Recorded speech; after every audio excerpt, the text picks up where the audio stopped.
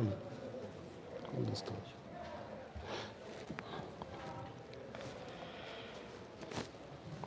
So,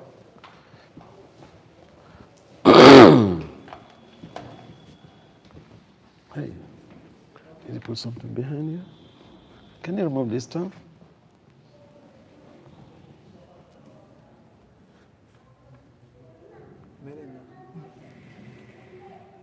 This thing. Move it.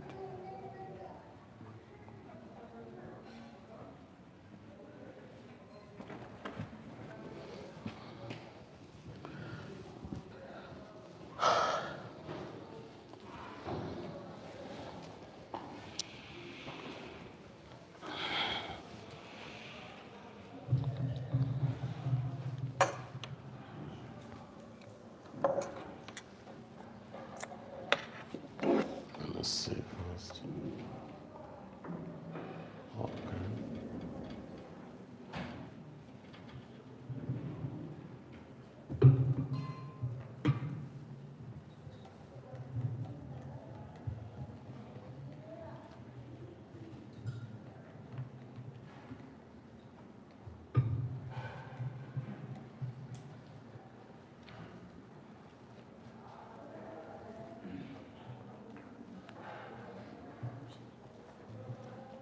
What's this?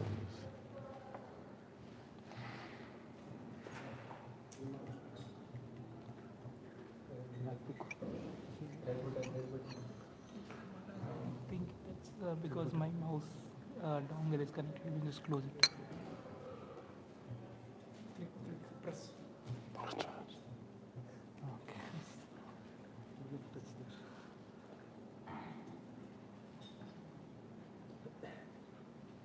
Is it on the screen? Yes, sir. Oh. So, before we do anything, let's seek for the mercy of the Acharyas, founder Acharya, and the Supreme Personality of Godhead himself. Let's see. Okay. So we'll quickly make some prayers, and then we'll get to the program.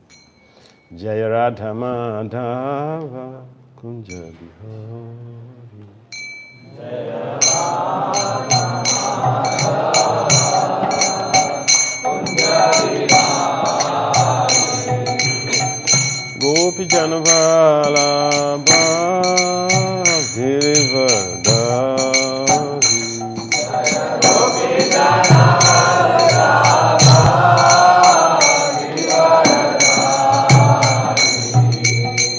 Gopi Janavala Girivardhari. Jaya Gopi Janavala Girivardhari.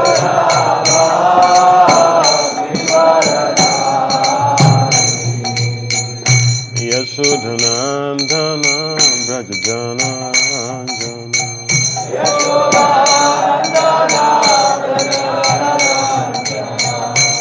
Yashodhanandana Brajajana Jana.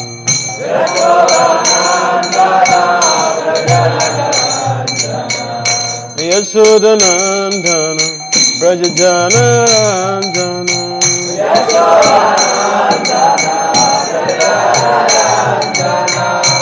Yamunatera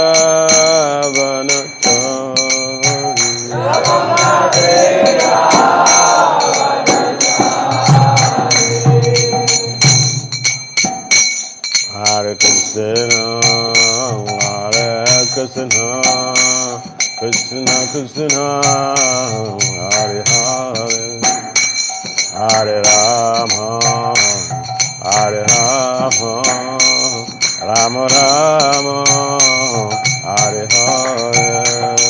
Hare Krishna, Hare Krishna, Krishna Krishna, Hare Hare, Hare Rama, Rama Rama, Hare Hare. Hare Krishna, Krishna, Hare Hare, Hare Rama, Hare Rama, Rama Rama, Hare Hare. Hare Krishna, Hare Krishna, Krishna Krishna, Hare Hare, Hare Rama, Hare Rama,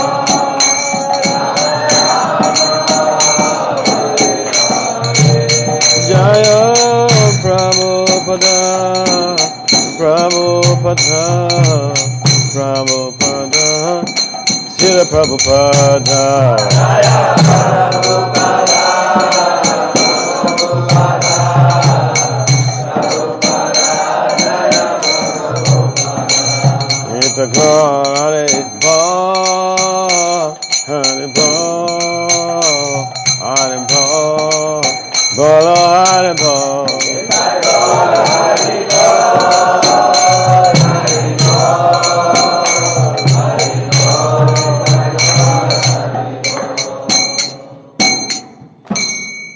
Jai Om Vishnu Pad Paramahamsa, Parivraj Kacharya. As taught as the thought system of the divine grace is compound Acharya. Srila Abhacharya and Venda Bhakti Vedanta Swami Prabhupada Maharaj Ki Jai. Jai Om Vishnu Pad Paramahamsa, Parivraj Kacharya. As taught as the thought system of the divine grace, Srila Bhakti Siddhanta Saraswati Thakur Goswami Prabhupada Maharaj Ki Jai. Ananta Koti Vaishnavina Ki Jai. Namacharya Srila Haridas Thakur Ki Jai. Prem Si Kahao Sri Krishna Chaitanya Prabhu Nityananda Si Advaita Gadadhara Si Vasada Si Gaura Bhaktivinoda Ki Jai. Si Radha Krishna Gopal Gopinath Shamakunda Radha Kunda Giri Gopadana Ki Jai. Sabindavan Dham Ki Jai. Samathura Dham Ki Jai.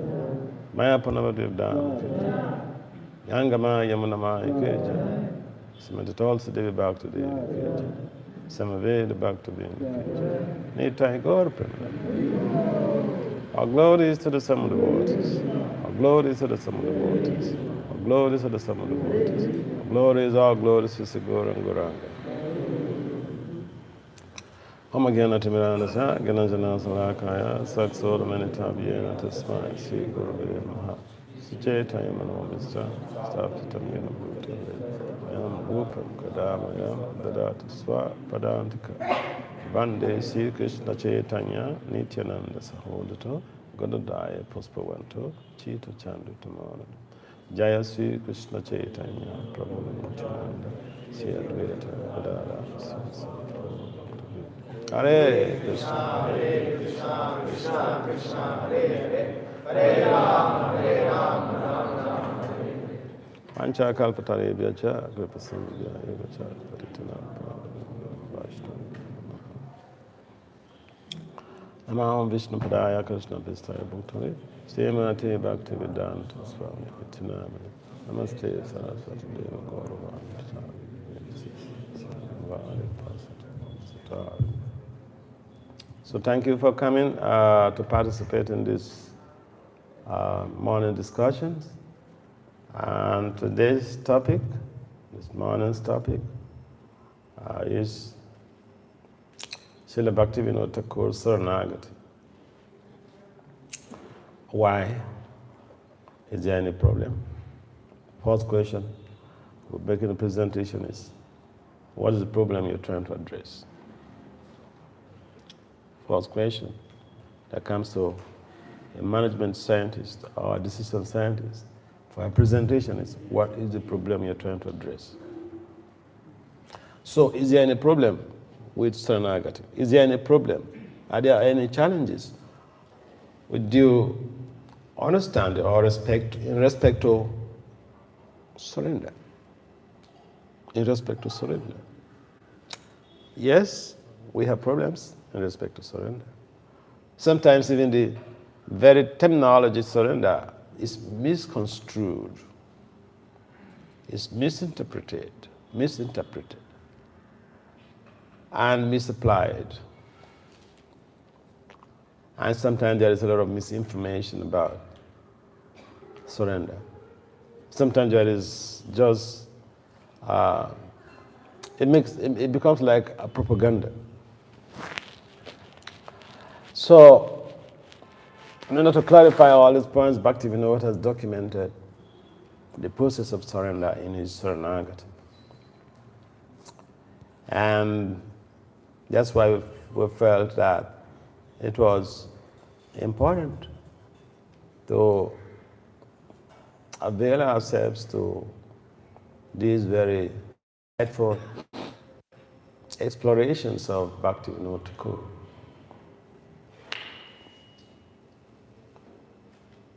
Introduction and background. Srila Bhaktivinoda Thakur wrote the Saranagati in 1893, exploring the process of complete surrender in a mood of humility to Sri Jagannath Baladev Subhadra. In the first song of the Saranagati, Bhaktivinoda Thakur contextualized the main contents of the whole literature, the whole book, Saranagati. The main context of the text are the 6 limbs to attain, or the 6 steps to attain in the perfection of surrender to the lotus feet of the Lordships, Sri Jagannath, Baladev and Subhadra. Because sometimes, the tendency is like, if I'm putting on a Kantamala, I'm surrendered. Or if I shave my head, I'm surrendered. If I put on a tilak, I'm fully surrendered.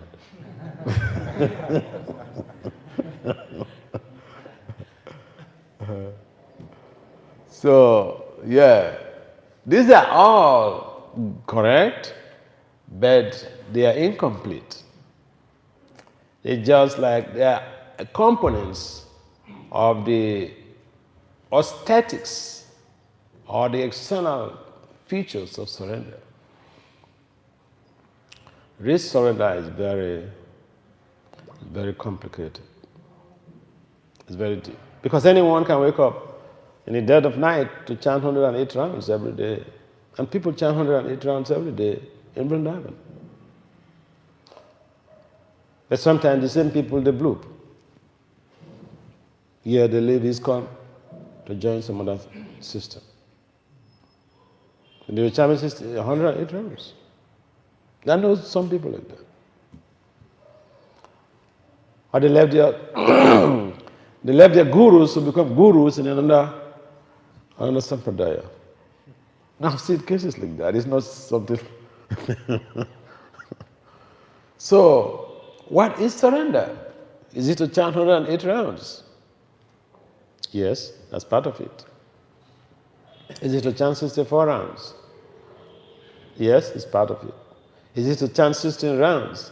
Yes, it's part of it. But these are just constituents or part and parcels of the main subject matter of surrender. So, what does surrender mean to us? According to Bhaktivinoda Thakur, definitions of surrender. Athyanta dulabha prema karibhari dana shikaya saranagati bhakatera prana. Saranagati 1.2. Translation: Saranagati is the very life of the devotees and the sole means to obtain the prema Srimad Mahaprabhu had distributed when he was on this planet. Lord Chaitanya Mahaprabhu broke the storehouse of prema and he let it flow for even unqualified. I'm sorry, I got some choked throat. So Mahaprabhu, originally this storehouse of Krishna prema was locked up, and Krishna was very demanding. He said, "You have to surrender to me." Sarvadharma parituja mame kam saram bhaja aham tvam sarvapapebhyo mokshayi shanimasa. This was the demand. You have to give up everything else that you're doing and, give your life to me. Now the opposite is the case of Lord Chaitanya Mahaprabhu. Someone had approached him in South India, someone had approached him. He wants to give up his family and then join him. He said, no, just make your family, make your home a temple. So we see that Lord Chaitanya, due to his magnanimity, he, by dint of his compassion, he accommodated everyone. He encouraged everyone to participate in Krishna consciousness, whether you are a professional, you get engaged in some duties, some professional jobs, whether you are in school, you can always participate in this process. And the process is just about creating an enabling environment for people to participate in glorifying Lord Krishna, because that is the Yuga Dharma, the Hare Krishna chanting. The Mahamantra of chanting of the Hare Krishna Mahamantra, Hare Krishna, Krishna Krishna, Hare Hare, Hare Rama, Rama Hare. So this is the Yuga Dharma. Sometimes people ask. Someone was asking at, I think at Biocon the other day when we had a presentation there. By the way, we had a very nice presentation at Biocon, this biopharmaceutical industry, or the biggest biopharmaceutical industry in India, and a leading organization in the whole global society in the field of biotech. And one of the questions that one of the attendees asked was, he was comparing the Hare Krishna Maha Mantra to chanting of Om. What did he say? Why Om is deep and grave, whereas Hare Krishna is joyful? Yeah. He said, Om is deep and grave. Deep and grave. Hare Krishna is joyful.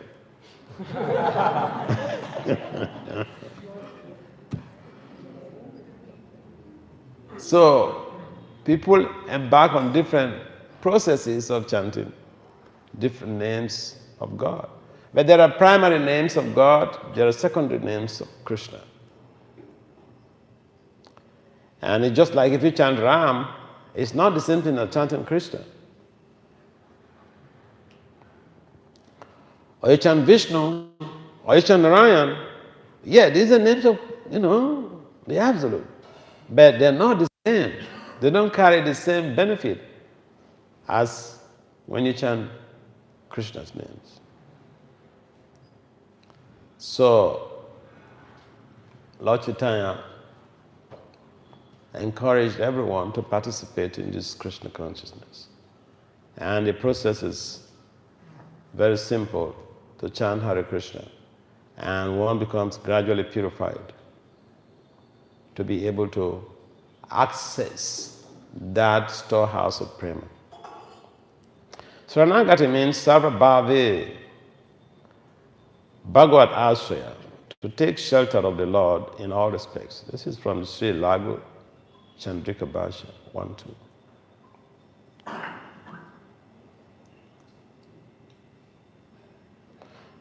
The 6 limbs of Saranagati. Anukulati Sankalpa, particular Vivajana. Rakshi Shatiti Veshvaso Gupti Twe Varnamta Atmanikshepa Kampanye Sad Vida Saranagati. And this is from the Vaishnava Tantra. Accepting everything favorable. Bhaktisiddhanta Saraswati Thakur is very much used to chanting, or very much used to making reference to this very text. Accepting everything favorable to devotion to Krishna, rejecting everything unfavorable to devotion to Krishna. Being confident that Krishna will grant his protection. Embracing Krishna's guardianship, fully offering oneself to Krishna, realizing one's lamentable lowliness. Lowliness. We're so low, and our lowliness is lamentable. Something is lamentable means that it's so bad. So these are the 6 limbs or the 6 angas of Saranagati. Accepting everything favorable to Krishna's devotional service, rejecting everything that is unfavorable to Krishna's devotional service. You see, we are not like the impersonalists who say, oh, everything in the material world is just Maya. So you give an impersonalist some money, you give some donation, they tell you, no, I don't want to touch it. They put their hands at the back. It's going to contaminate me. And Prabhupada will say, give me the money, I will use it to serve Krishna. Yeah.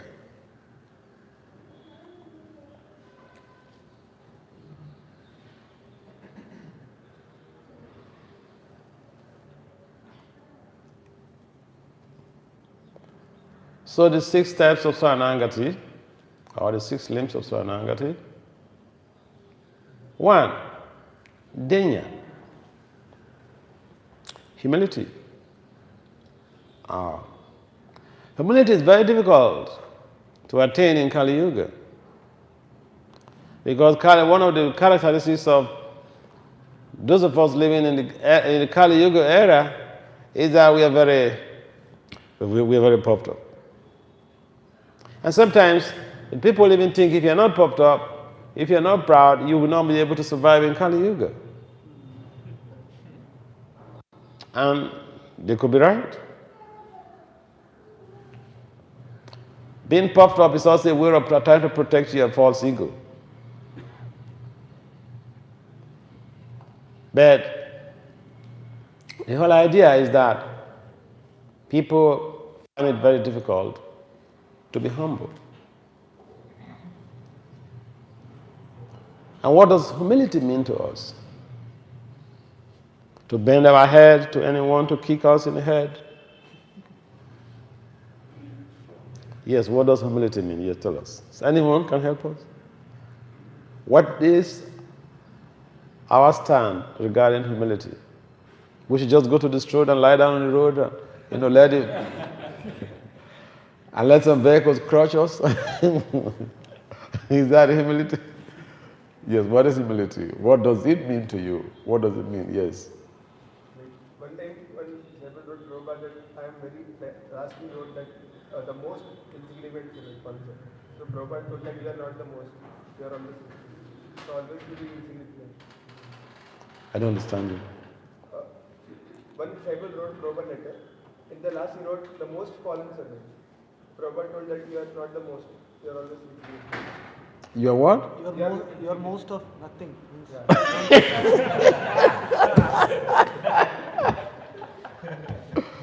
That's interesting.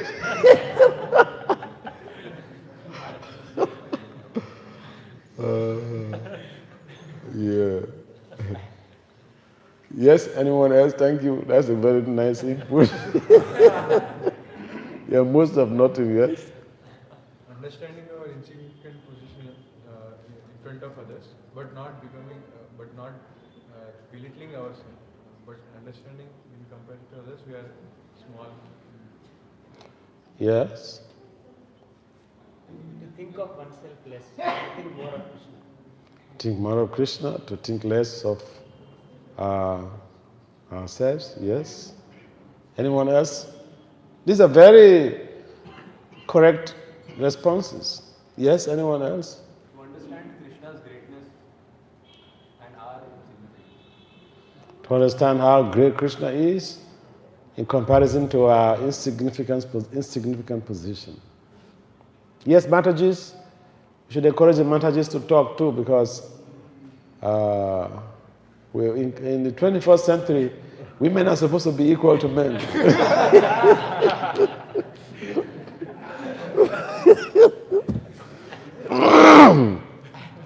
And some women are actually more important than men. Some women are more valuable and more important than men. You know?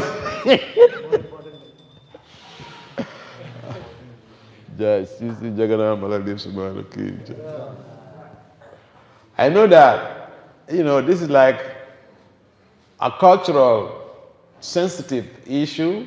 In some cultures, they try to push the women back, push the women down. But women are, in the spiritual arena, women, they are more important than men. I can give you an example. In the spiritual world, in Goloka Vrindavan, the presiding deity is a woman, Radharani.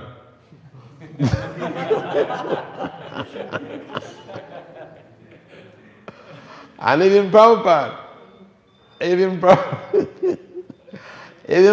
when he was aboard the Jaladuta, he composed a poem, and I think when the first text, the first verse of that poem, what is the name of that poem? Yeah, Krishna Tava Punye. Yeah, so Krishna Tava Punye Habe Bai. Punya Korebe Jabe Radharani Kusi Habe Druva Ati Bole to mind.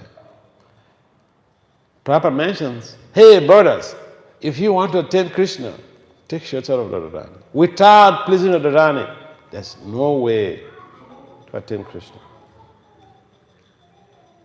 So Radharani is the one who holds the keys to Krishna Prema. You want to attain Krishna, you have to, pass through her, you have to please her. So,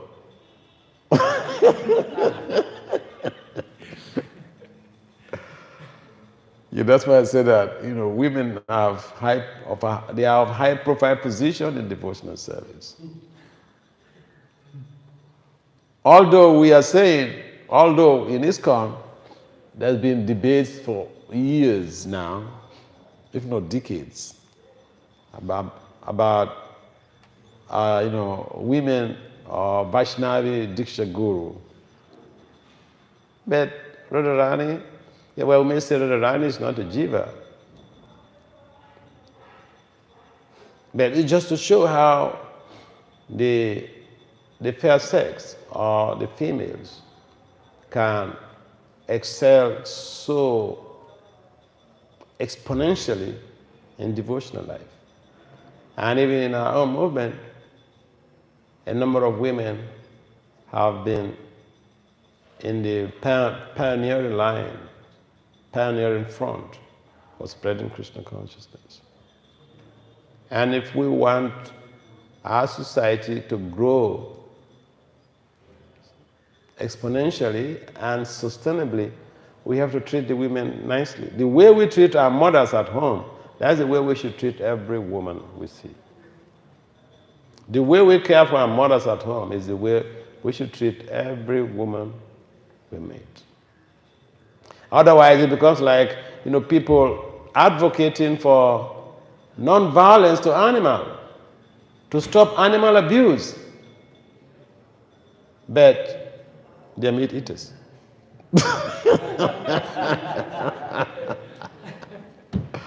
So it becomes like, a show bottle tin, I remember one time I went to a conference and it was about animal rights. And so the organizers of the conference, when it came to my turn to make my presentation, sometimes I used to be really terrible. So I challenged the organizers of the conference that how many of you organize this conference, protection of animals or prevention of animal abuse. I said, how many of you are vegetarians?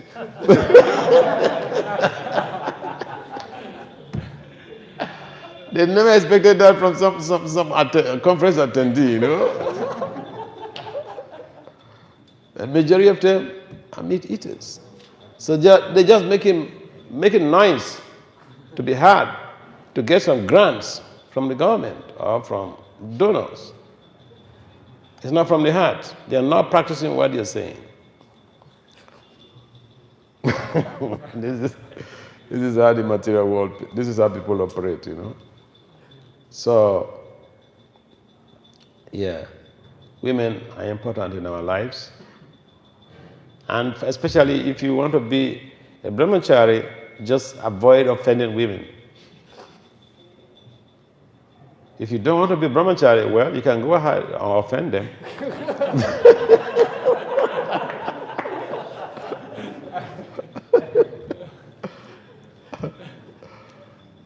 Yes, Shakti, tell us something. Krishna is the source of everything and not having the desire for any honor and honoring everybody else. Yeah. Yeah, honoring everybody else and not desiring honor for ourselves. Understanding that Krishna is the repository of all qualities. So, yeah. Now, we cannot be humble where we are not sincere.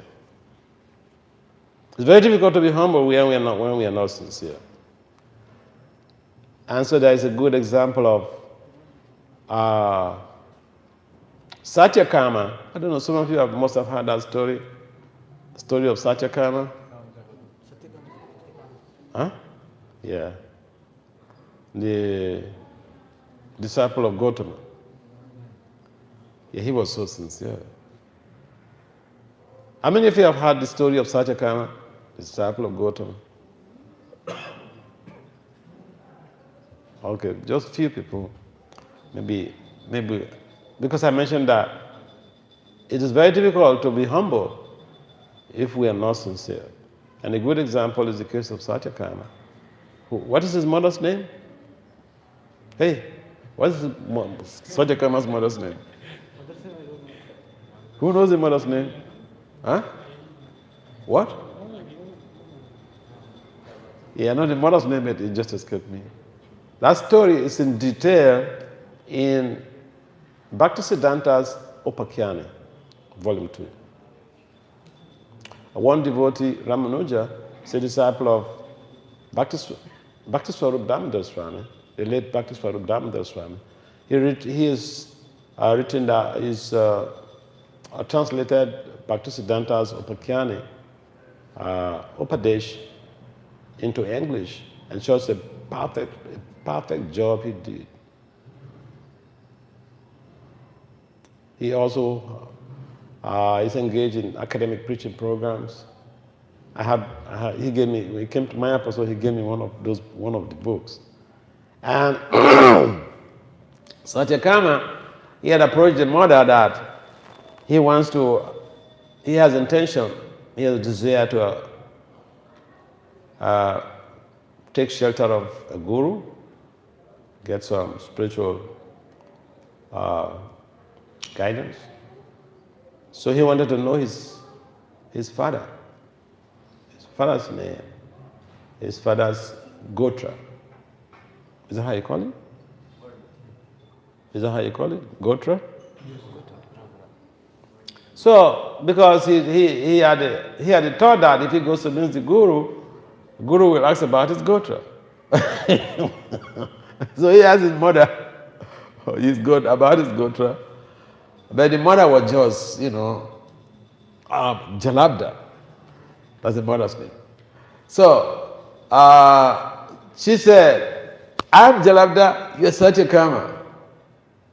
See, when I had you conceived, I was playing around with so many men.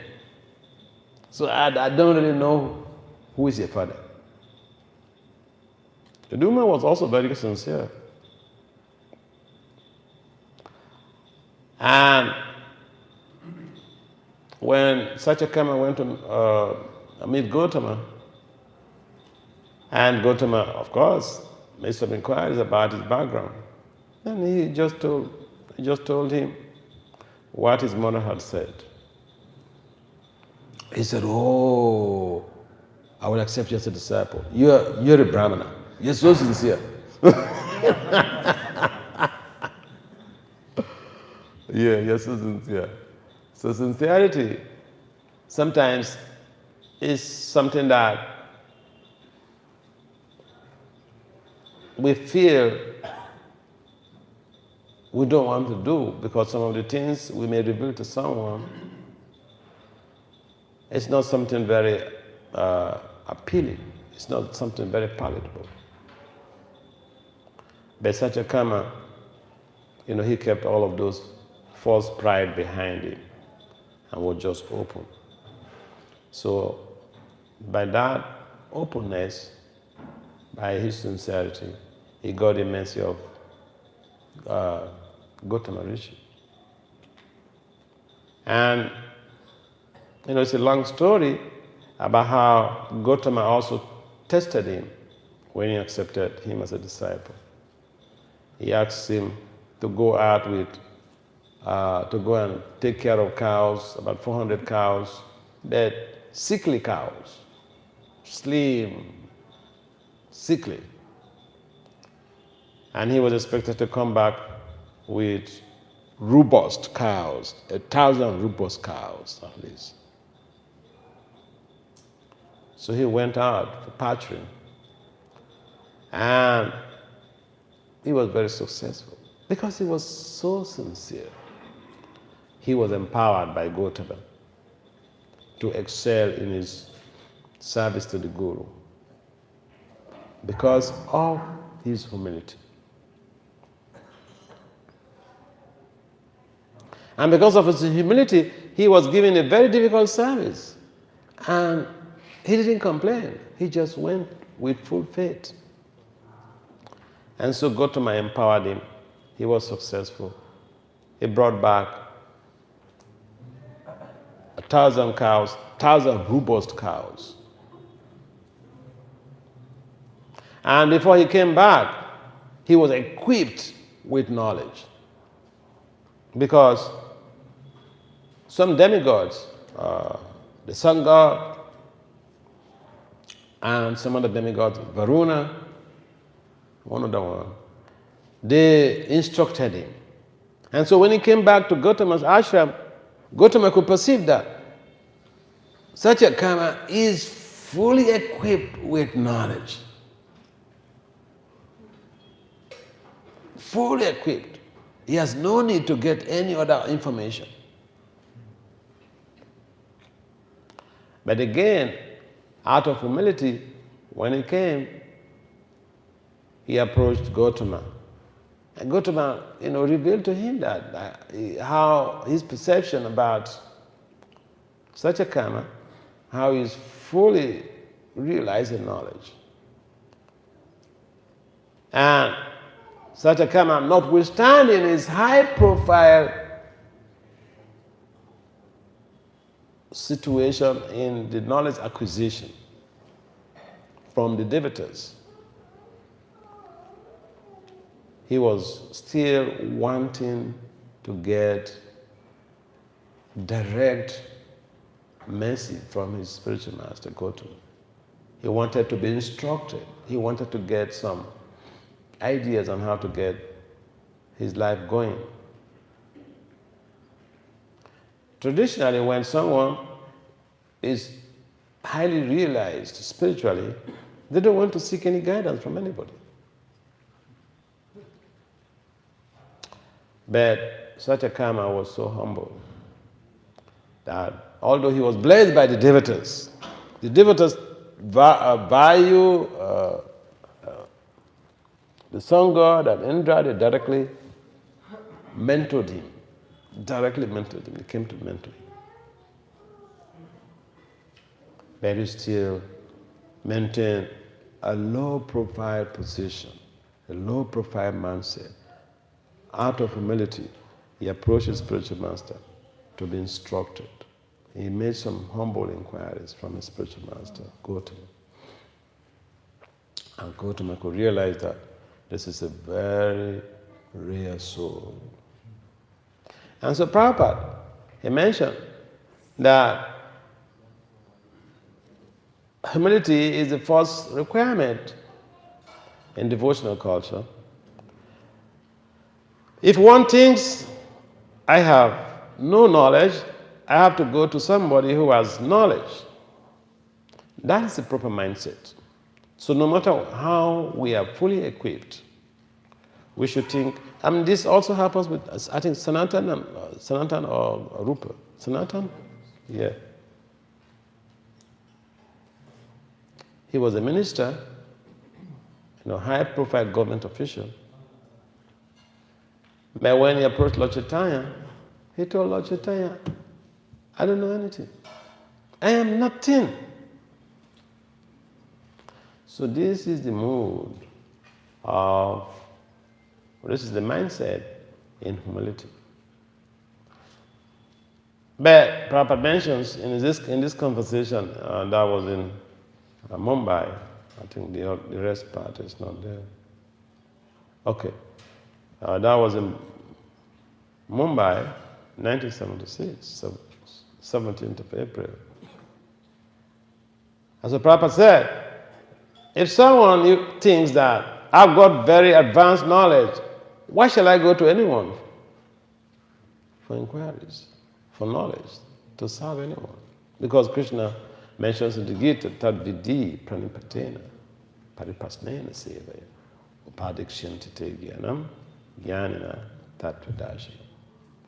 So approach, okay, this actually is counterproductive to Ritukism philosophy. Because Krishna said, approach. Approach. You can only approach somebody who is living.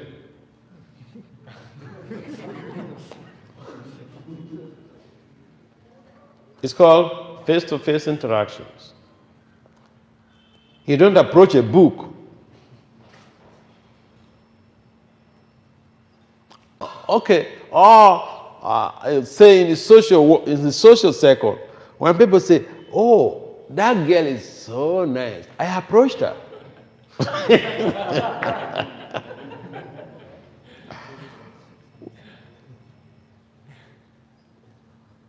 So, I never had people say, I approached that book because it's so nice. Approach means this is just a simple literary understanding. And even the literary understanding, people tend to misinterpret it. This is what Lord Brahma will refer to as Avisuddha Buddhaya, impure intelligence. So it's a simple thing Krishna has stated in the Bhagavad Gita. Approach. So, Satyakama, he approached Gautama, he rendered some service, he made some inquiries. He got the message of Gautama because of humility. So humility is just an important factor, it's an imperative value in our devotional service. And if we're not humble, we may not be able to attain the goal we expect in a short time. It may delay. Lack of humility will delay the achievement of our goals. Even ordinarily speaking, if you are in college, okay, for instance, you have a professor who is supervising your work, you have to be humble. Sometimes you're in the service and you make some inquiries and anything you're confused about. How are you going to do all of this for someone who has passed away? You're going to approach the book and make inquiries from the book. You can read the book. You don't make inquiries from the book. It's a simple thing. Come on.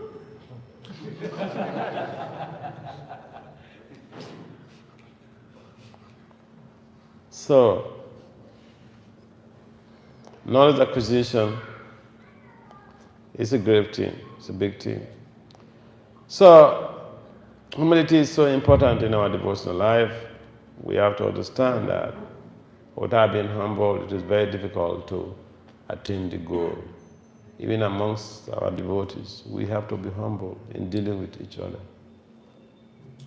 The people who will help us to grow, they are amongst us.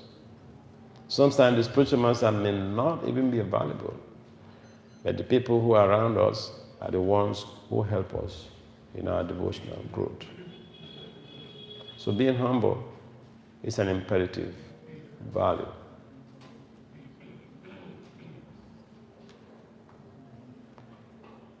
Atma-nivedana, dedication of the self, that Bhaktivinoda delineates in section 3 of his Saranagati.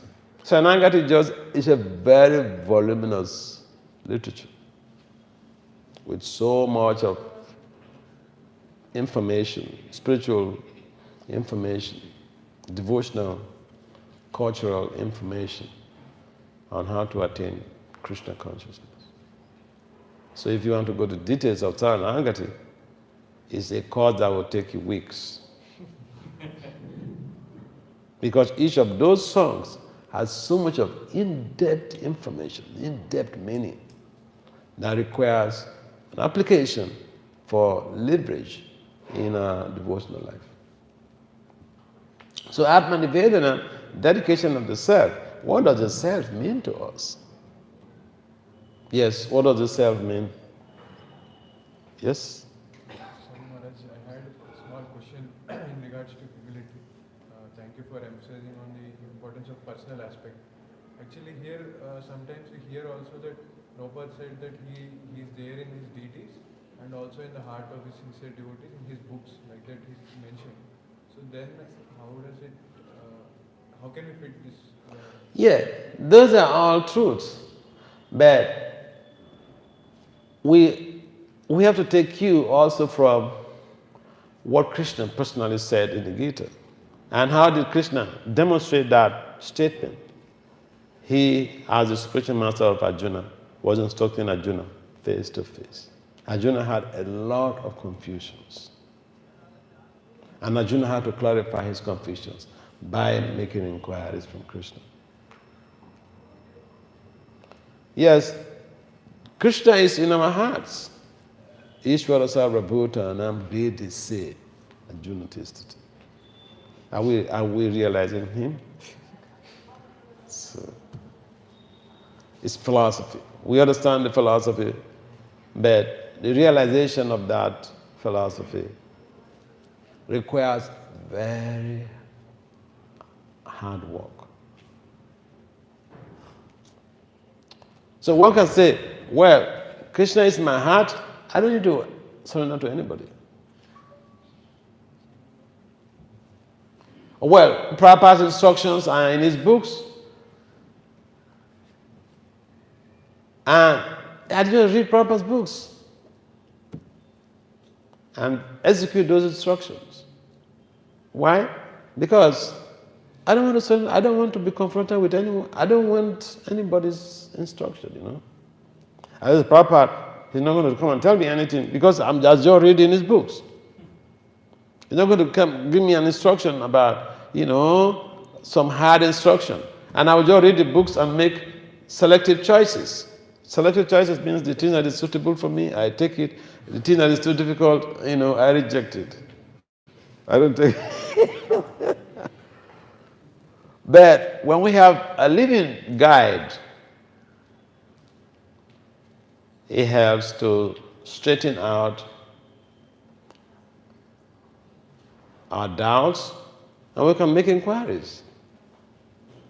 We can find out, what is to be done here, what shall I do? In most cases, we avoid responsibility when we don't accept someone as an authority. So why do you go to college? Why don't you just stay at home? Because, Because if you go to college, you'll be under the guidance of some professor. They will give instruction. They will evaluate you. And then they will grade you. They will promote you. The books are there. Why you go to college? Why don't you just read the books?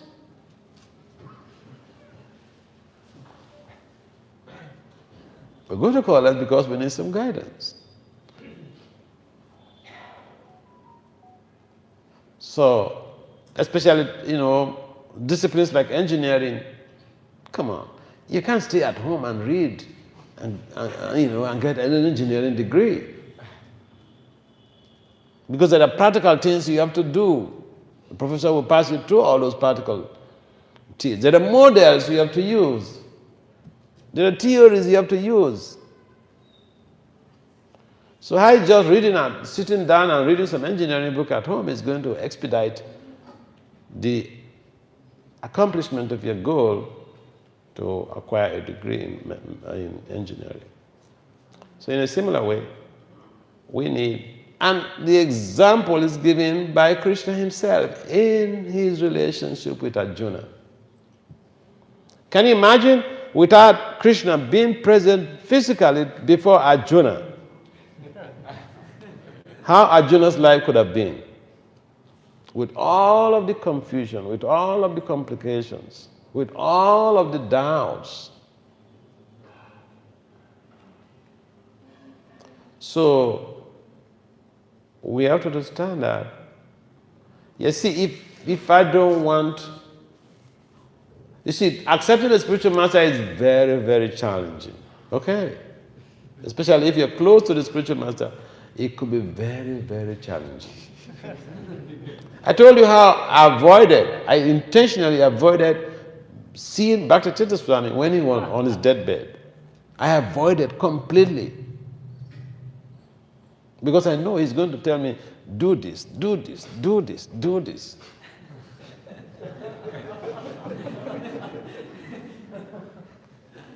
Because one of his disciples, he told us in the class how when he was on the sick bed, so a number of disciples, they approached him for personal instructions. And so this devotee had approached Bhakti for personal instruction, and he just told him, go and chant Hare Krishna and be happy. He approached him to get, what instructions do you have for me? And I would never have done that. Because I know he's going to just put so much of things on my head.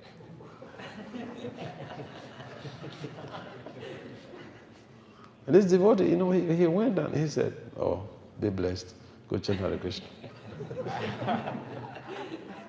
And I didn't go to meet him to make inquiries about, about instructions.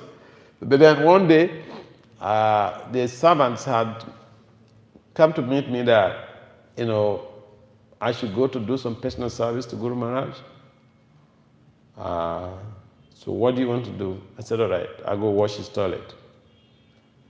So, but then the toilet, you have to enter his, his bedroom before you go to the toilet. You go to enter the toilet. And as soon as I entered the bedroom, he saw me and he said, oh, here comes him.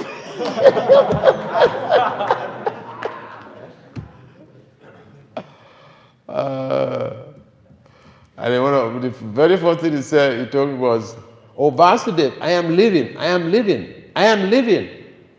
You have been keeping quiet all these years. You stop it. Yeah. Because I was very open and tough in the beginning. And even senior devotees, when they have some things to deal with, sometimes they will come and meet me. Vasudev, come and deal with it. Because, just call a dog a bad name to kill it. You're already bad, you can take any reactions. This is a challenging decision. You go deal with it. The senior devotees, they did that to me. So then, when he told me I should change my attitude of being quiet, he said, when you see something, say it. If they don't take it, you're free from the reactions. And then he told me, he gave me so many instructions.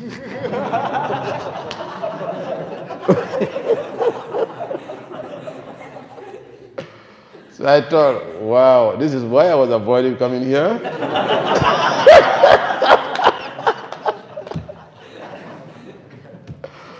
But he caught me, so what to do?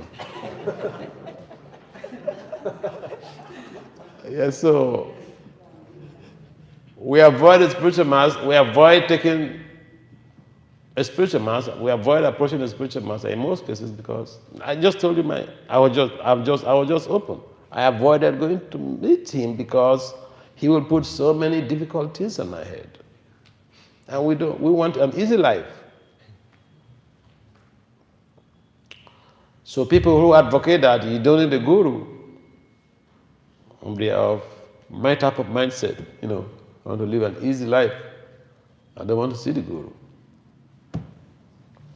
But the guru will see you anyway. You cannot escape it, Yeah, so the important point is that humility calls for a sense of sincerity of purpose. Because there are some people that if even you try to run away from the reality, Krishna will still catch you. We have different commissions on the planet. And you have signed that before you were born. And so if you try to run away, you'll still be apprehended, you'll still be caught. So why don't you just approach a spiritual master, take up responsibility, be sincere to yourself, take up responsibility, and do the needful. Some people, they may not need that. But some people, it's imperative. And that is how the spreading of the movement could be sustained. So Atman Nivedanam, according to Prabhupada describes the self from two dimensions. One is the perception of the self from the mode of passion, according to the Prabhupada, in one of his purposes in the Bhagavad Gita. People in the mode of passion, they describe the self, or they understand the self to be the whole body. It is different from those who are in the mood of goodness, who understand the self to be the spirit soul, part and parcel of Krishna. And therefore, we are subservient to the will of the Lord. We are subservient to the service of the Lord for our own purification. And so, Dr. Vinod Thakur advocates that we should dedicate the self. We should dedicate ourselves in the service of Lord Krishna. And so those of you who have given up even your jobs and everything else, you have careers, and then you're dedicating your lives to propagating Krishna's mission. This is Atman Nivedanam.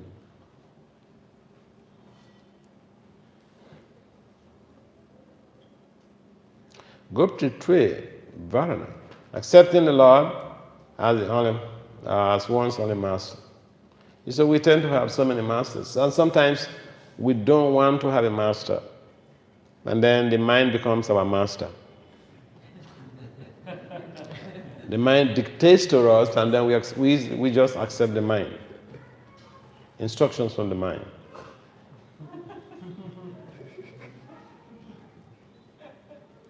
And which of the Goswamis wrote this, the book, Manasiksha? Yeah, Raghunath Daksha question. My dear mind, what type of devotee are you?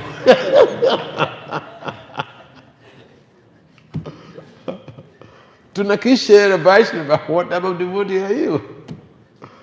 So, if we avoid accepting the Lord as our master, we will accept our mind as our master.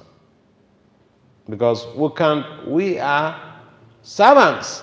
So either we serve the mind, we serve the instructions of the mind, or we serve the instructions of the Lord, our master. Which one we want, we have to make a choice. But according to Bhakti Thakur, for the devotee in only part of devotional service, accepting the Lord as the only master is the preeminent value for attaining Krishna consciousness.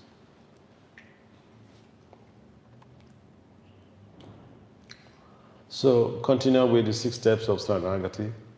Avasya Rakshibe Krishna Vishwas Sa Palana. Faith that Lord Krishna is our sole protector. So we have so many protectors. When people have problems, they approach different type of people or different devatas for protection. It's natural. When you're desperate, you look for protection here and there. But sometimes all of these sources of protection, they fail us. And then we think, what? What is going on? I thought this devata is so powerful. He couldn't protect me. And so, we believe in our own strength that we are so powerful. A typical case is the case of, who can give us an example? In the literature?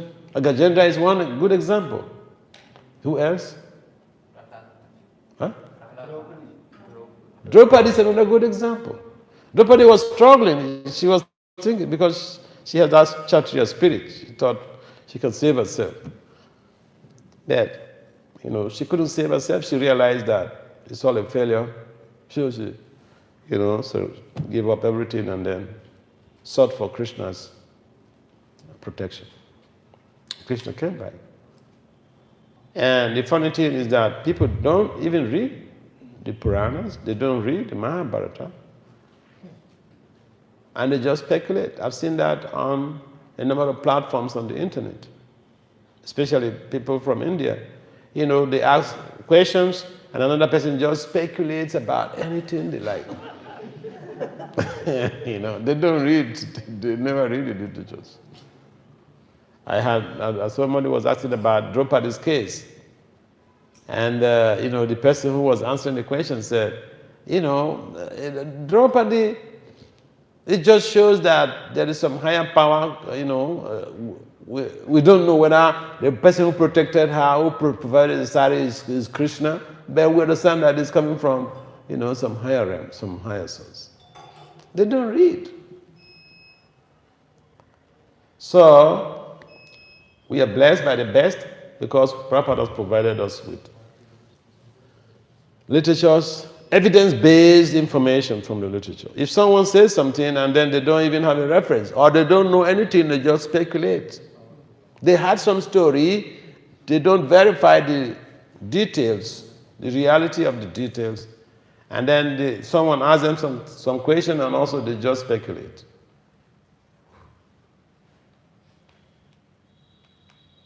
What's going on?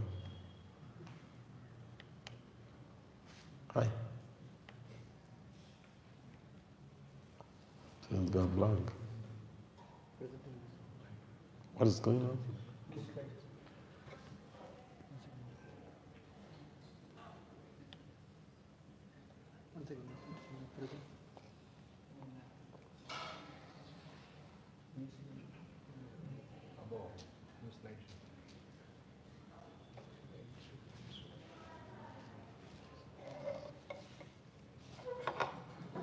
This is a problem with technology, You're bound to be disappointed.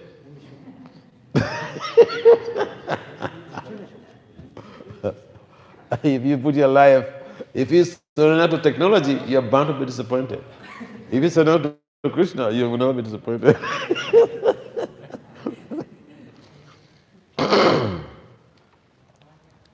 It's not working? If it's not working, give it to me, I'll just use the fire. Remove this thing and I'll just use the fire.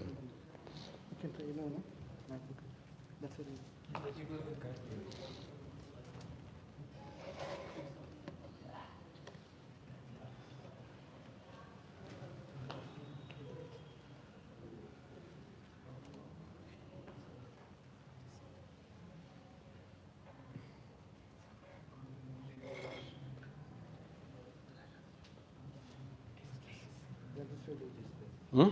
We have PPT here. We will use this. Okay.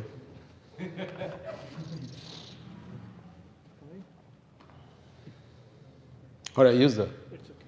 We'll use that. Okay, it's coming up. Okay. This is why, so this is a typical example that we should just depend on Krishna, you know? Because we depend on our technologies. Technology is very good. But at the time you needed it the most.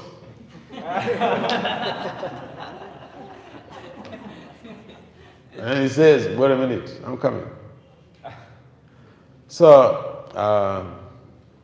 here the next point is Bhakti, practical Bhava Bhajanangi Kara, rejecting unfavorable habits or practices towards devotional service. The things that are not ideal for devotional upliftment, anything that does not enhance our devotional values, we should reject it.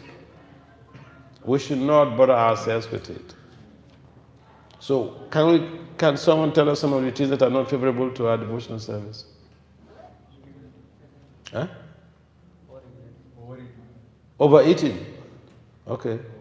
But what if it is just all prasadam? What's wrong with overeating prasadam? Or tend to sleep. Yeah, it's a good example. Prabhupada mentioned in one of his purposes in the Bhagavad Gita, I think, I don't know, I can't remember the purpose. But Prabhupada advocates that we should eat half the stomach fully with food, and then 1/4 with water, and then the other 1/4 we should allow air to take control. In that way, we will not, when the digestion begins, we will not feel so weak and go to sleep. Otherwise, I've seen devotees eat, when finish eating, they just lie down.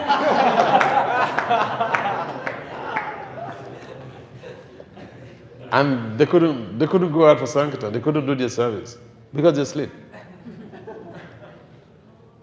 So prasadam is very good, but sometimes also we think that,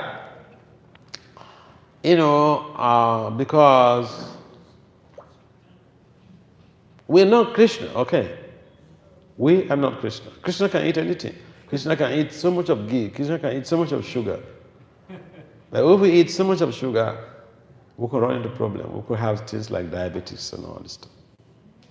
And I've seen a number of young devotees in America and in India, devotees under 30, they have diabetes. Yeah. So,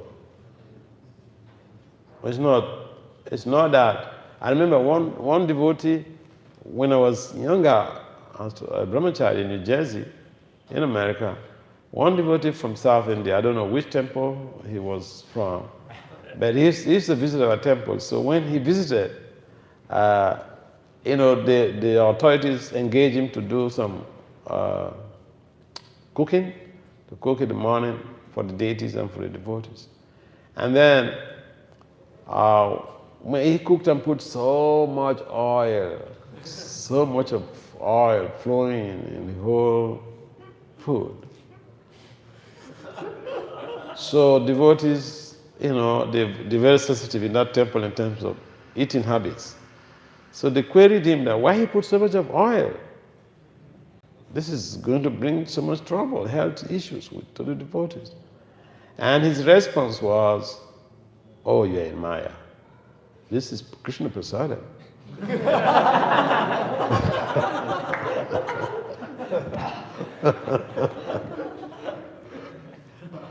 So the things that will accelerate or escalate health issues, we should avoid. So eating habits also is like that. Krishna can eat anything. Krishna eats so much of sweets. But we are not Krishna. If we imitate Krishna to eat sweets all the time, without considering our age, we can run into problems. And a number of our devotees are already having problems, even diabetes. So, important thing is that we are regulated. We see what is not going to help us expedite our devotional life, our devotional process. We regulate our lives, we minimize it. Another thing is also, well, for instance, we have, in the modern age, people have telephones. Some people have two, three telephones. Telephones, there's no problem. They're very good for communication and all that. Someone was telling me, one young devotee, he became president in one of the temples that the Bhaktinandan has established. So he used to have a phone. He's a new devotee, but he's not initiated as a Brahmin. He used to have a phone, so his friend told me that, that boy is not using phone anymore. I said, so how is he managing the temple? As a temple president, you have to communicate with people. He said he engages other people to do the communication. So that openly shows that the phone is distracting him. And then he reacted. He reacted to the extreme. He just abandoned, no use of phone anymore. So sometimes we'll find that even the telephones we use could be destructive to us. Because we use the telephones to access the internet, and that in some cases just kills our time. It kills our time in such a way that before we realize, a whole length of time has gone, and we become regretful. So we need to be regulated in terms of how we use even our telephones. For me, I have a policy. I don't go with I have two phones. One is my American phone, one is a local Indian phone, but I don't go even to the temple room with my telephones. If I'm going to Mangarati, I don't carry my telephones. And I don't open my telephones until I finish my first 16 rounds. So, because the most important communication is with Krishna. Yes. We have to take notes, Swami. We have to bring up what we know. Yeah. I'm just telling about myself.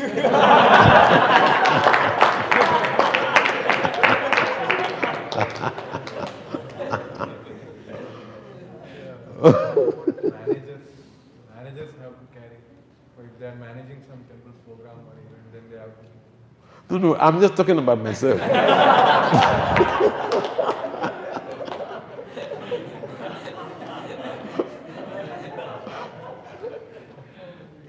I've also seen someone in Japa, doing Japa, temple manager. I will not tell you the temple. But I've also seen someone doing Japa. It's my friend. And his telephone was inside his pocket, was in his pocket, Kuta pocket. During the Japa, the phone rang. And he has to answer the phone, and he was talking and, pacing back and forth in the Japa hall. So,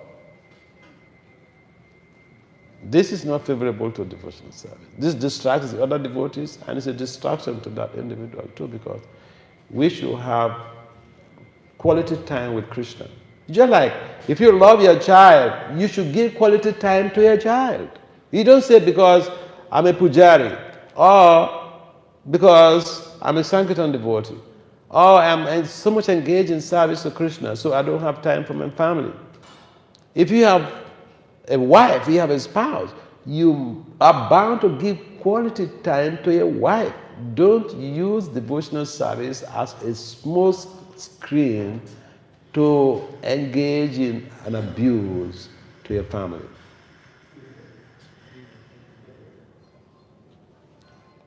we should not use the phone to abuse our devotional culture.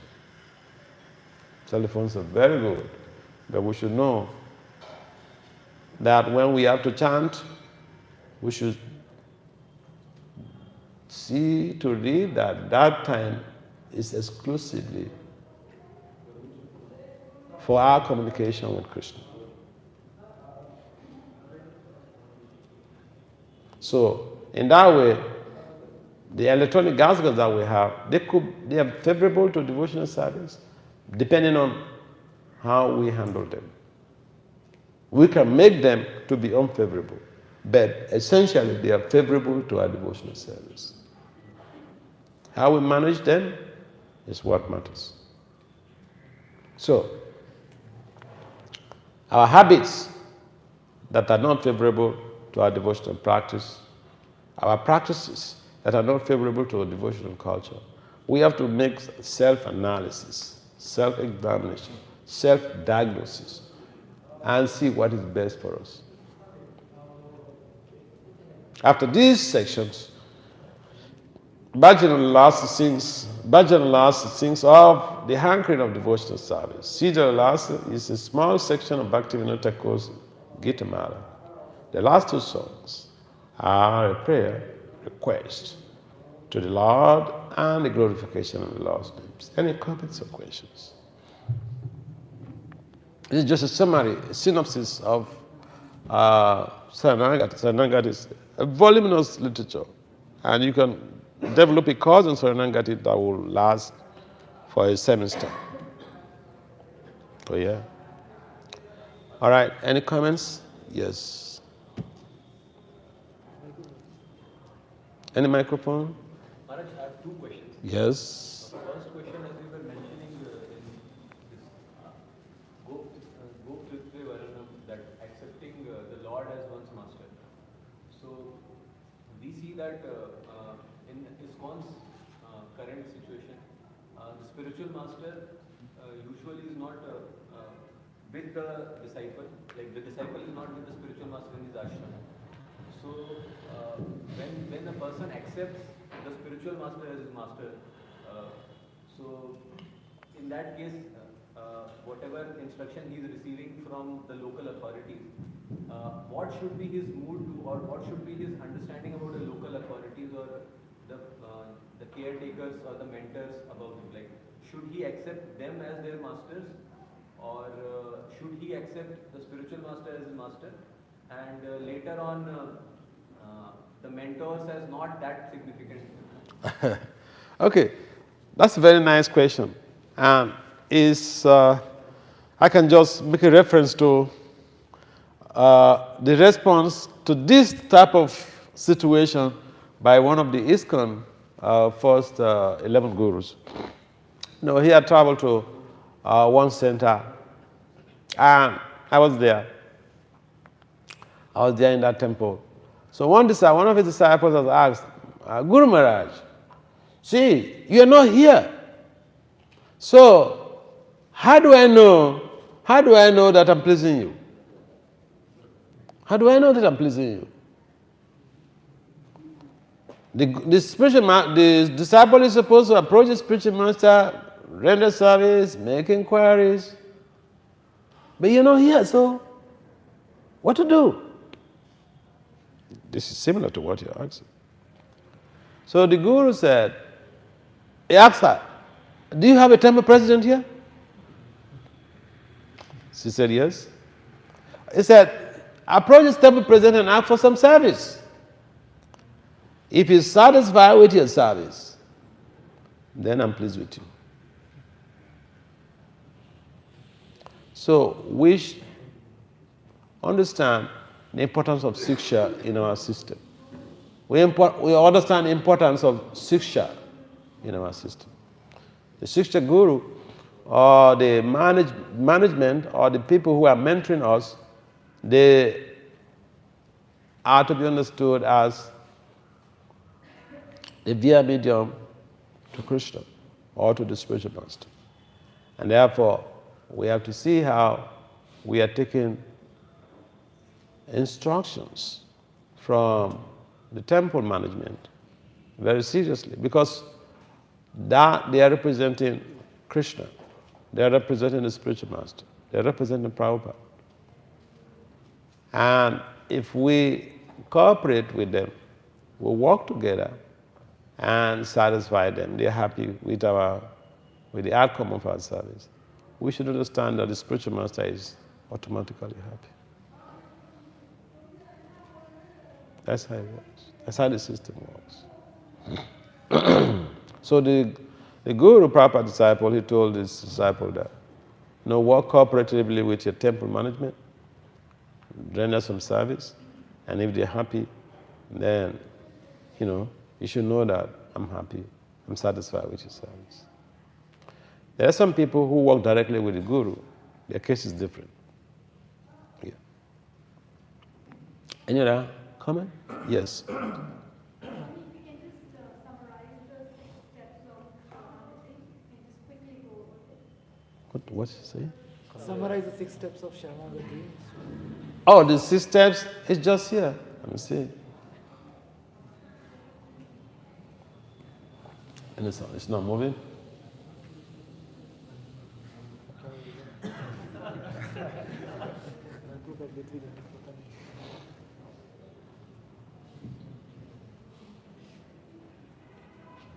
Swami, just in very short form, like humility. I'm coming, just a minute. Go back. Go back.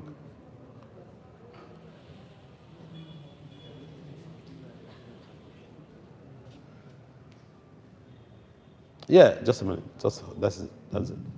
So here is the summary. Anukula Sankalpa Pratikulya Vivajanam. Rakshishati Vishvaso Goptitve Varanam Tata. Atmanikshepa Kampanye Sadvida Saranagati. Accepting everything favorable to devotional life, rejecting everything unfavorable. Being confident that Krishna will protect us. Embracing Krishna's guidance. Fully surrendering, offering oneself to Krishna. Realizing how we are so infinitesimal. So we have the concepts that we have provided, basically implying humility,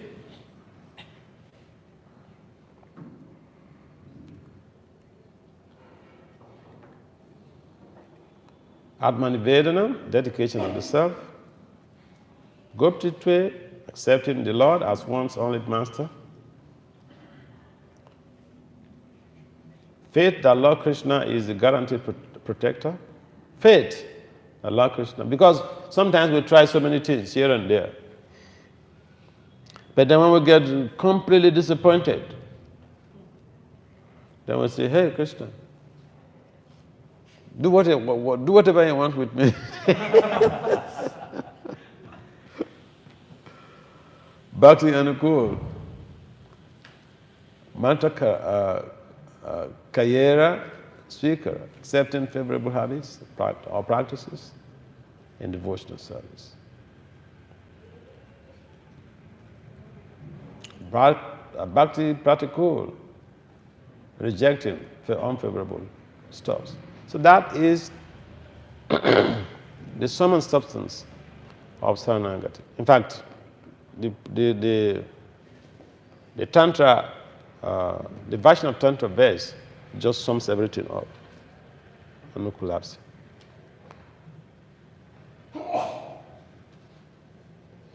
Does it make some meaning, Mataji? Does it make some meaning? Yes. All right, thank you. Yes. We want the Matajis to ask questions, So thank you very much. I'm very happy about this. Yes. Hare Krishna Maharaj.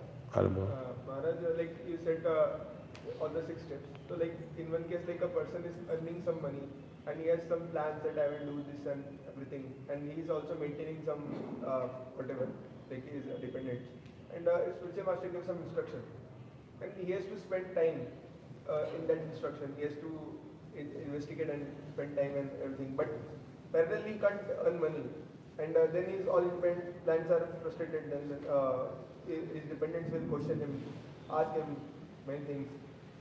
So that's why he feels like that I should not go to spiritual master because I will get some personal. Yes, it is more important, like it's giving direct Krishna service and it's more important for preaching mission. But again, my all things will disturb. So how we can actually come out of that and can face the other people also and do what Mr. Master says.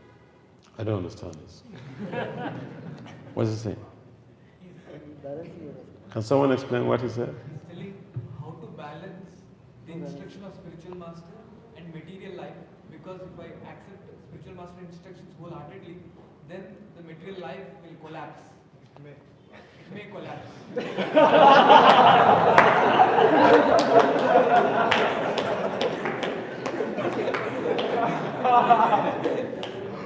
He's asking how to come out of fear. If I more engage in instruction of spiritual master, my dependents may suffer. So without doing that, how to come out of the fear and go ahead for taking instruction of spiritual master. Lord Chaitanya, what's the name of this Brahmin who came to Lord Chaitanya and said, I want to be a follower? Yeah, the Kuma Brahmin, when he came to Lord Chaitanya, Lord Chaitanya is the best of all spiritual masters. He's very compassionate.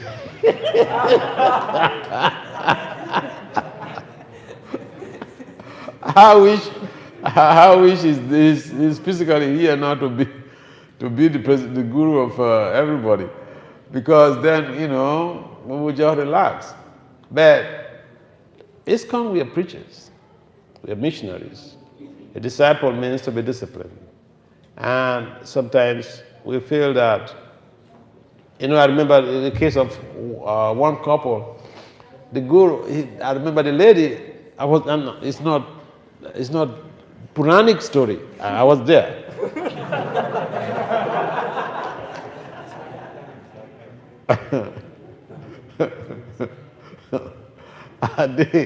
The guru had given them, the husband and wife, some instruction, and then, the wife said, Guru Maharaj, we cannot do that.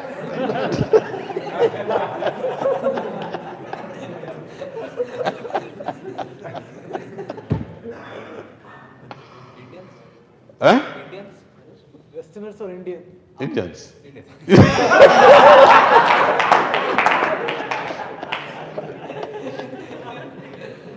You thought it's Westerners? You thought it's Westerners?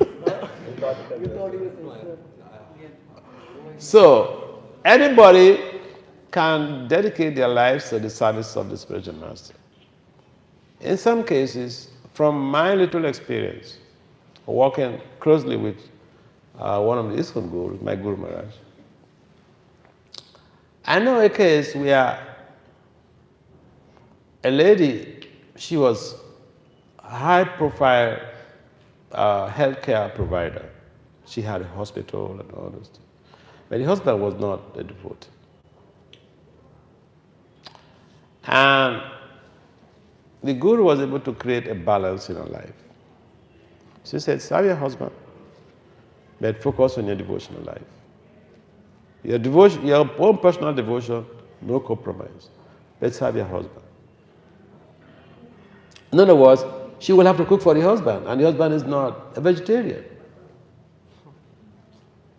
So the guru is not like a robot who just stamped to give some instructions that are counterproductive to social development in the family. That's my experience. I've seen that. So no need to fear.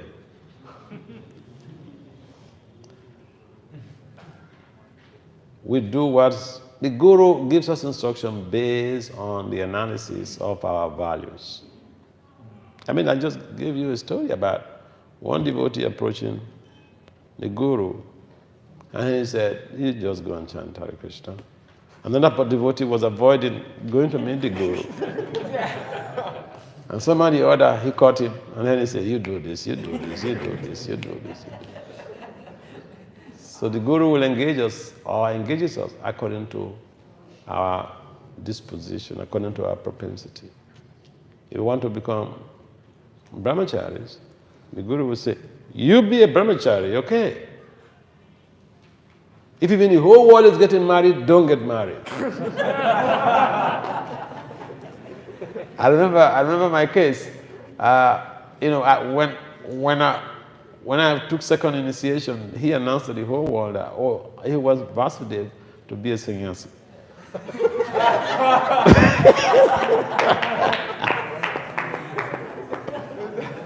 Second year in devotional service. Yeah, that's what he did. And then we had very many brahmacharis in the temple at that time, and many female devotees. Outside of India, the brahmacharis and the brahmacharis, they live in the temple. In our temple at that time, we had like over 50 brahmacharis and so many female devotees living in the temple as brahmacharis. They have their own quarters. And we had the same staircase to go down to the temple. The same staircase. And they are beautiful ladies who have graduated from the university.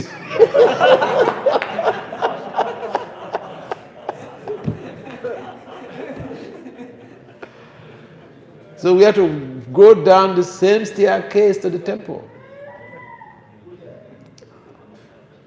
So, but at some point in time, one by one, the brahmacharis, they were getting married, one by one. I remember one time, so my Guru Maharaj took me out on japa walk. Normally he goes with a group of devotees, but sometimes he calls an individual to go for japa walk. So he took me out for the japa walk, but it was not a japa walk, it was just to give me some instructions.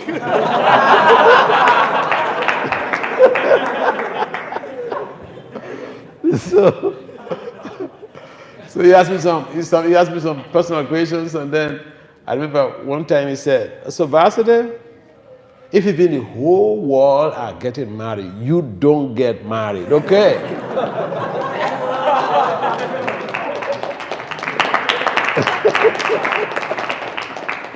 Yes. So the Guru instructs us based on our proclivity, our potentials. Yeah, the other thing he did also was that, I was preaching this regular preaching, going out. He sent me to one temple to revamp the preaching projects there. And so I was going out, doing the things I was doing in the previous temple, in the other temple that I was presiding over as the president. So going out on book distribution with the devotees, going to the offices and going out for Food for Life, Harina with the devotees. So I sent a report like that to him. And those reports from the previous temple where I was staying, I sent those reports. He would be very happy. He said, this is a very good report and all this stuff. So, but then this new temple, there was a university, a federal university adjacent to the temple. So I sent him this report, and he wrote back to me to say, Vasudev, this report is good, but all the things you mentioned in this report, going out for book distribution, Food for Life, Harinam, and all these things. He said, all these things you mentioned in your report, any devotee in ISKCON can do it.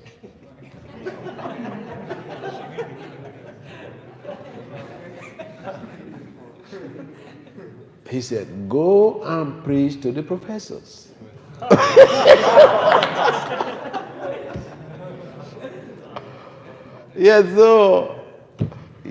has been my life, Hard knocks. Hard instructions. So, imagine, you don't have, at that time I don't even have a master's degree.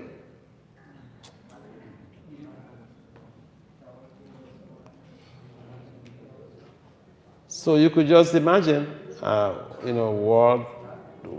what you're going to do, how you're going to go to. But I took the instructions in good heart, with humble state of mind. believing that he should use me as an instrument. And it did happen in that way. So, like the case of Satyakama, it was so impractical for him to come back with 1,000 cows, that are flourishing. But he carried out the instruction. And when I started the project, you know how I started preaching to the professors? I started by going to present papers at academic conferences. At academic conferences, you will, at least the least person that is there is with a master's degree or doctoral students. Everybody else has a PhD. And when I started with going to present papers at the conferences, the professors, they were very much intrigued. I remember one time, some of the devotees, and you should hear this, I remember one time, the devotees, the managers, they were very much doubtful. They were doubtful about what this Vasudev is saying, what this Vasudev is doing. So they sent some devotees to go and investigate me, to go with me to the conference, to see whether he is really doing these things. Because you see, he has no qualifications. He has no masters, he has no PhD. And we are all presidents here, so all of a sudden he just jumped and he's doing this. So go and investigate it, go find out. So I remember one time I went to one conference, one devotee went with me, and when you go to the conference, your presentation has to be shared amongst all of the other scholars. And then my presentation, I didn't put any degrees because I didn't have a master's, I didn't have a PhD. Yeah, everybody else, they put their doctor this and PhD, that and that. So I didn't put any accolades. So, but then during the question and answers, for my presentation, during the question and answers, and that devotee was watching. During the question and answers, the professors, because in a panel, about 8 scholars made presentation, and then during the question and answers, they direct the questions to different scholars based on their presentation. So during the question and answers, some of these professors, they will ask me a question, but they will address me as, this question is for Dr. Das. Because my name is Vasudev Das. So this devotee who was there from the temple, he was shocked. He said, even the professors, they are calling him Dr. Das.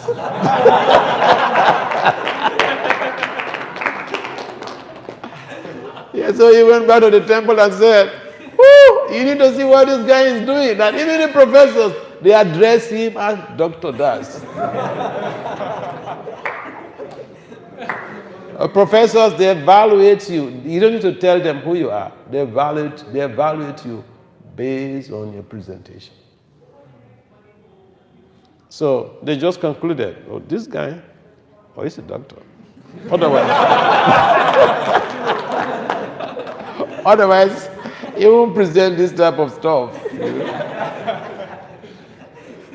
Yes, so yeah, that is it. It's challenging. To be a devotee, challenging. To accept a spiritual master, it's a big challenge.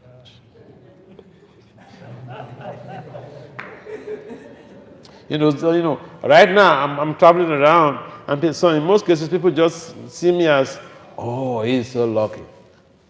He's a Swami, he's a guru, he's a PhD, he's a big scholar.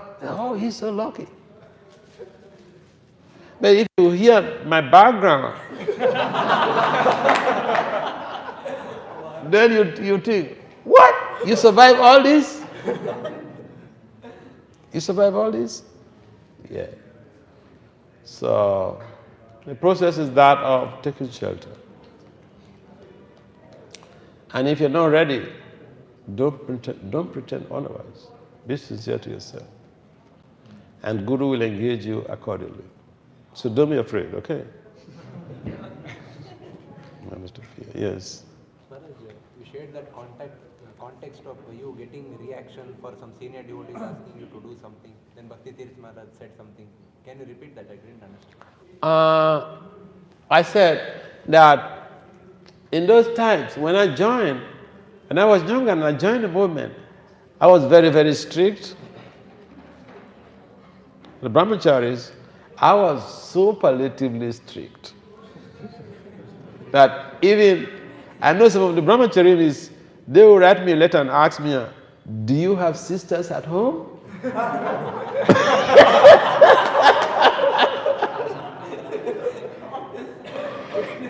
Yeah, they'll ask like that. You know, because if you have sisters at home, you can't turn a blind eye to all of the ladies. So I was very tough. And so there are some devotees who were senior devotees. And maybe someone did something wrong and they don't want to chastise him. So they'll come to me and said, Vasudev, go and chastise this person. That's why I said, call a dog a bad name to kill it. He's already a bad guy. Just get him to do that. He's already bad, just get him to do that. So yeah, I had that type of situation. But I was also very argumentative in the beginning. I would argue like anything. I remember the first time they asked me to come and give a Bhagavatam class. I just took first initiation and, they asked me to give Bhagavatam class. And Bhakti Swami was in that temple that time. So I told this senior devotee who came to request me to give the class that, see, I joined this movement because I want to learn. I want to hear from you people, you the senior people.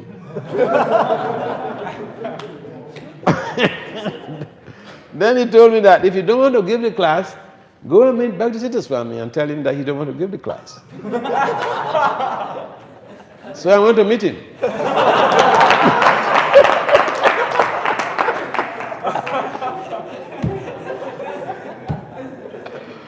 So I said, they asked me to give a class, and I came into this movement to learn. The senior people who are there, they should give the class, and I learn from them.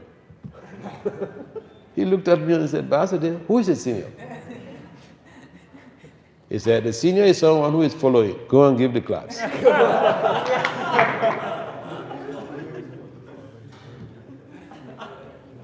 So I don't normally take people's words like that. I like to argue. I like to argue at things. And people don't really like that. So I'm sorry, I was not just the follow guy. You tell me something, I'll question you.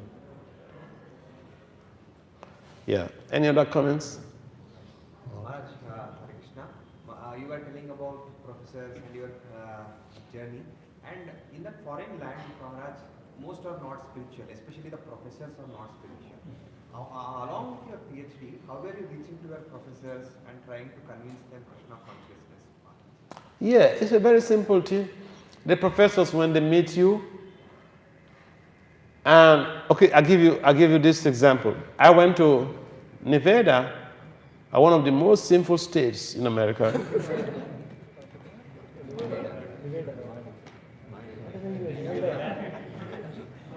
And I went to that place to make a presentation at the International Studies Conference. And the guy who was moderating our panel, he was a white guy. He has a PhD in political science. He was teaching in one of the American academies, military universities.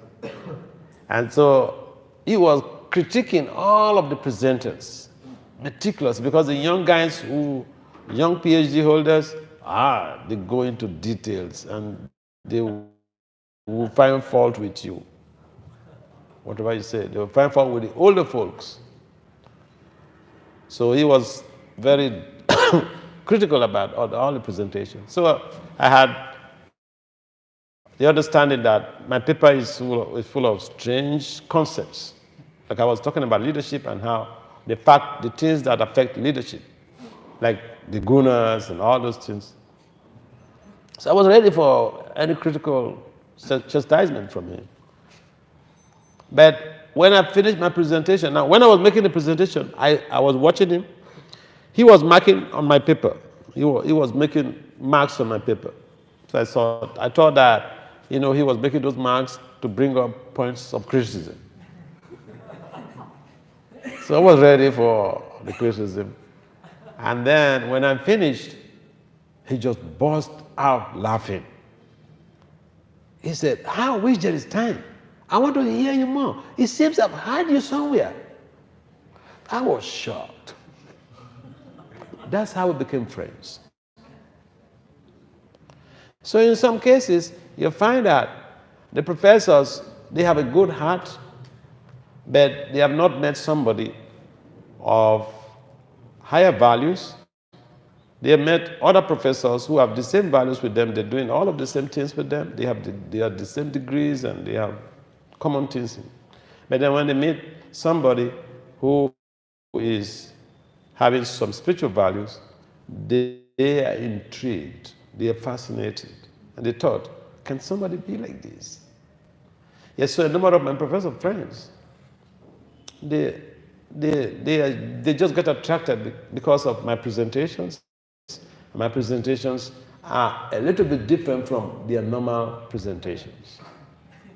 Because I remember one professor, he told me he wanted me to be publishing in their journal. So I asked him, like I mentioned, I don't normally accept people's words.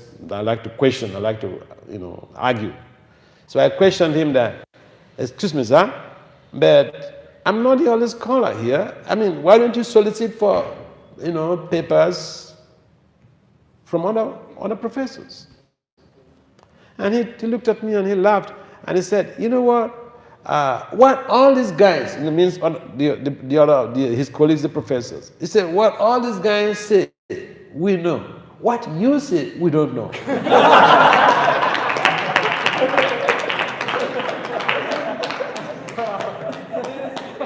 Yeah, so, and professor, what, in the Mahabharata it is mentioned, Nasamunu, I can't remember that verse. But then the essential factor is that you are a scholar if your opinion is different, if your presentation is unique.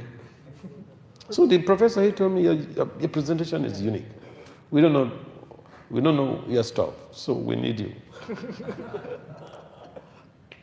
Yeah. And look at, we went to this medical college to make a presentation. Yeah, was it yesterday? Yeah, and during the question and answers, the whole hall, they were clapping hands. And I was just explaining basically fundamental things like in the Bhagavad Gita class. Philosophy in a language that does not compromise the basic fundamental principles, but in a language that is appealing to those professors. Because what I do mostly is that, for instance, I don't say chanting, I say sonic therapeutic intervention, and I explain that.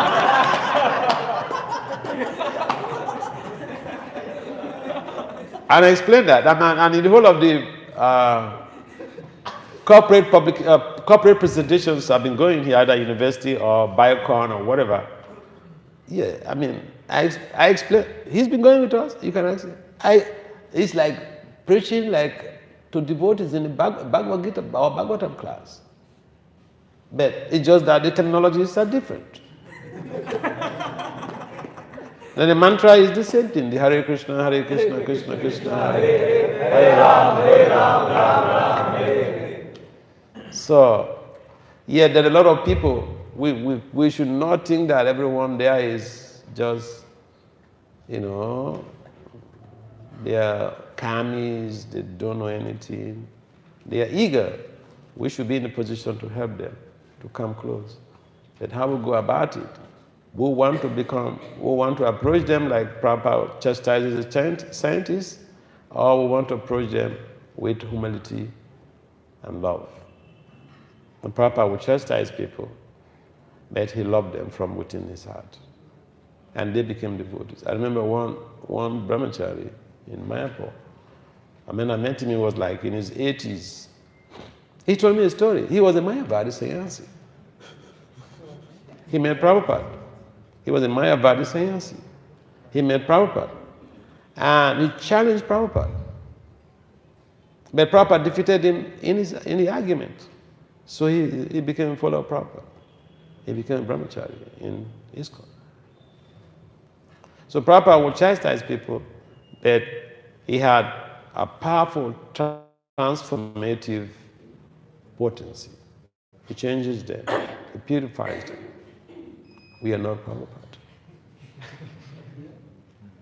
We should not go to the streets, meet people and just chastise them. We should listen to them, share our views, let them share their views, and we hear them. People love listeners.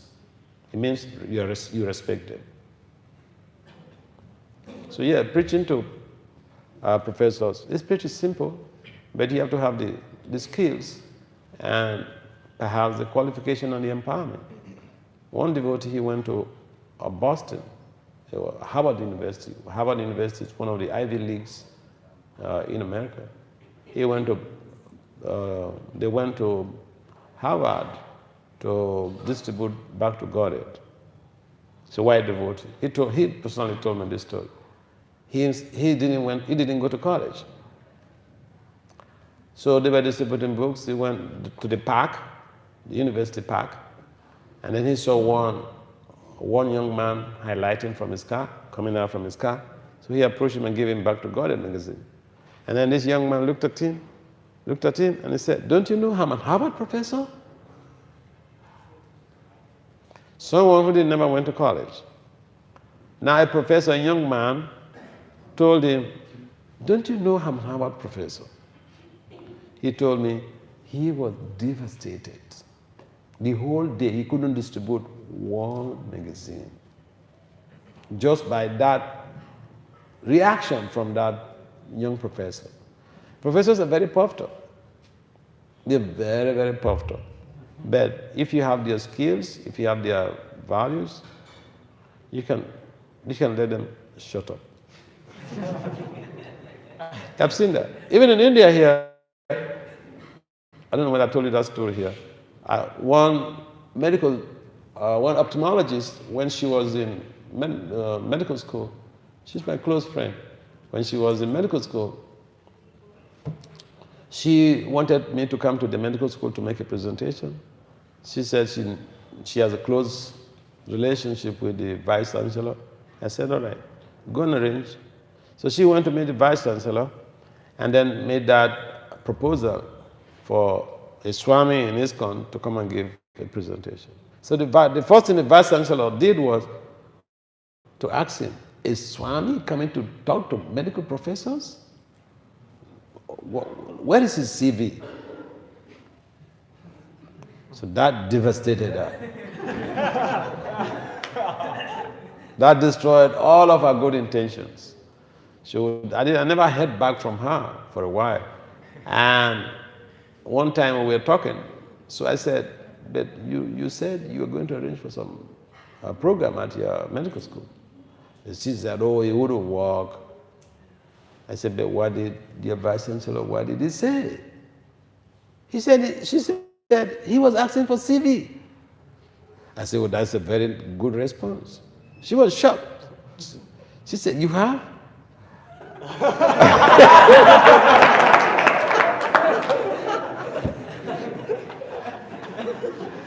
So I said, that's not a good question you're asking me, because what makes me a scholar if I don't have a CV? What makes me a scholar? So I sent my CV to her. She printed it out, went to show it. Over 30 publications at that time on that CV. So she went to meet the vice chancellor, showed it to the vice chancellor. He calmed down. And he asks, when is he coming to make the presentation? So professors, you can't blame them, you know. I mean, it's like the demigods. You blame the demigods? You blame Indra for being puffed up? He has so much of power. So yeah, having the skills, you said you're going to the US for your next phase of professional, educational development. So an important thing is to be able to create some good relationships with the professors, with your colleagues, co-students.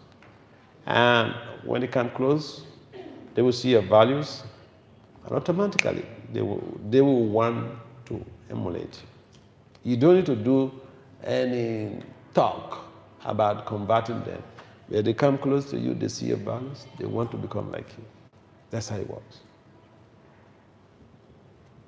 Yeah. All right. What's the time now? 10.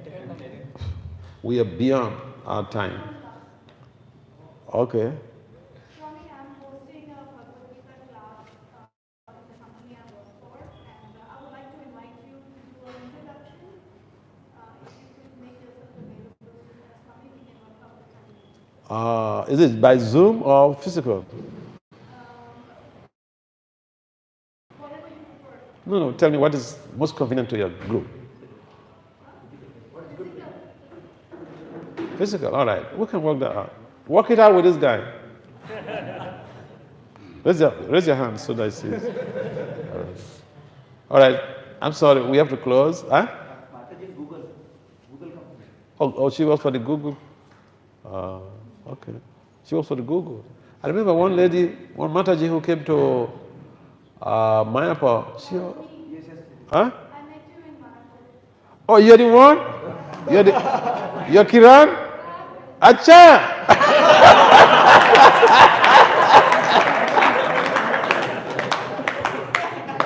I came here for about 10 days and you've been hiding? This is India.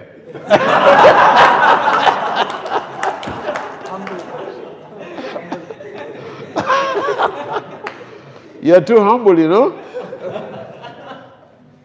You want to be a friend, don't get too humble like this. Because I had asked Radha Shakti and the husband about you. He said, you're there. But, you know, I've been here for like 10 days or 9 days and I never saw a brake light. All right, so meet this guy, we can arrange, okay? Yeah. You know, I met her with a group of other devotees from Bangalore. And then since then, you know, there was a pressure on my head to come to Bangalore, you know. A lot of party Gopinath kept, you know, pressing buttons for me to come to Bangalore. But, yeah, I love Bangalore. The devotees here, they're very sweet. And moreover, my prasad is there. You know what is my prasadam? College preaching. College preaching, corporate preaching. That's my prasadam. Okay? Srila Prabhupada ki?